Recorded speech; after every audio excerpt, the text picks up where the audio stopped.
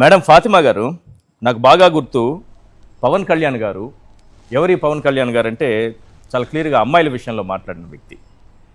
ఆడబిడ్డలపై కన్నెత్తి చూడాలంటేనే భయపడిపోయే చట్టాన్ని తీసుకొస్తానన్న పవన్ కళ్యాణ్ గారు. ఆడబిడ్డల రక్షణ నా బాధ్యత అన్నటువంటి పవన్ కళ్యాణ్ గారు.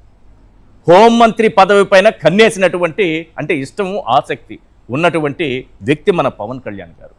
మరి ఇన్ని దురాఘాతాలు జరుగుతుంటే, ఇన్ని అక్రమాలు జరుగుతుంటే, ఈ విధంగా మహిళలపై దాడులు జరుగుతుంటే ఇంత సైలెంట్గా ఉన్నారేంటి మేడం?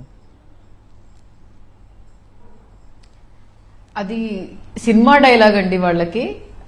పవన్ కళ్యాణ్ గారు కూడా దీన్ని ఏమనుకుంటున్నారంటే ఇదొక స్క్రిప్ట్, ఇదొక ఏంటంటే సినిమా, ఈ సినిమాలో మనం సక్సెస్ కావాలి అని అంటే ఇటువంటి డైలాగ్స్ చెప్పాలి అని చెప్పి చెప్పినవే తప్ప ఆయన మనసులో నుంచి నిజంగానే ప్రజల్లో నుంచి ప్రజల కష్టాల్లో లేకపోతే ఏవైనా చూసి లేకపోతే విని ఆయనంతటా ఆయన చెప్పినవి కాదు. ఇది డైలాగ్స్ మాత్రమే.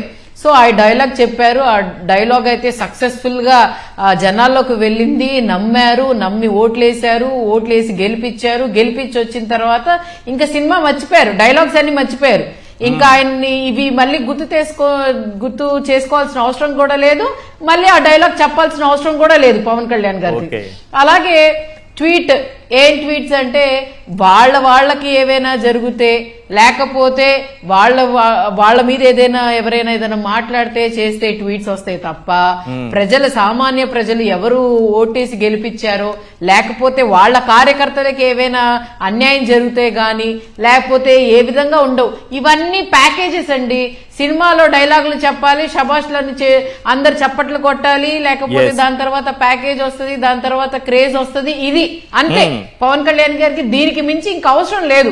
ఆయన సినీ ఫీల్డ్ లో నుంచి వచ్చారు, ఆ రౌండ్ లోనే ఉన్నారు. రైట్. ఇక్కడ ఎమ్మెల్యే గారు చెబితే కానీ సిఏ గారు కదలలేదు. అంటే ఒక అన్యాయం జరిగితే డైరెక్ట్ గా పోలీస్ స్టేషన్ దగ్గరికి వెళ్ళాలా, లేకపోతే ఎమ్మెల్యే గారి దగ్గరికి వెళ్ళాలా? అదేనండి, this is called publicity. The only Galla Madhavi గారు ఆవిడ చేస్తున్న తప్పులు లేకపోతే వాళ్ళ హస్బెండ్ చేస్తున్న అరాచకాలు ఇవన్నీ కప్పుపుచ్చుకోవటానికి చేయటానికి పబ్లిసిటీగా ఆవిడ ఏంటంటే ఈ విధమైన బిల్డప్ చేస్తే గాని మేము ఈ పార్టీలో ఉండలేము అని చెప్పి ఇప్పుడు చక్కగా అవి ఏంటంటే ఎవరు ఏది ఇష్యూ వచ్చినా కూడా గ్రీవెన్సెస్ లేకపోతే ఏమో ఎవరి దగ్గరికి వెళ్ళి మాట్లాడటం ఏం చేస్తున్నారండి? దానికి మించి ఇంకేం చేస్తున్నారు చెప్పండి? ఈ రోజు మీకు కష్టం వచ్చింది అని చెప్పి ఒక మహిళ మీ దగ్గరకు వస్తే న్యాయం చేశారా మీరు? ఇంకెవరు వస్తారండి మీ దగ్గరికి? మేమేమో సామాన్య ప్రజల్లాగా మేము ప్రజల్లోకి వెళ్తున్నాము, మేమేమో అందరికీ న్యాయం చేస్తున్నాము అని చెప్తున్నారు కదా. ఏం న్యాయం చేస్తున్నారు మీరు? ఏం జరుగుతుంది? మీ దగ్గరకు వచ్చిన వాళ్ళ దగ్గరికి ఎవరికైనా న్యాయం జరుగుతుందా? మీ దగ్గరకు వచ్చిన వాళ్ళ దగ్గర న్యాయం జరగకపోతే నా దగ్గరకు ఒక ఇష్యూ వచ్చింది తెలుసా? మరి అక్కడ న్యాయం జరగదని తెలిసి కూడా ప్రజలు మిమ్మల్ని నమ్ముతున్నారు. ఎందుకంటే మీరు ప్రభుత్వంలో ఉన్నారు. ఒక సాటి మహిళ కష్టం తెలుసుకుంటారని చెప్పి మీ దగ్గరకు వస్తే మీరు రాజీ చేయడానికి చూశారు తప్ప మీరు న్యాయం చేశారా?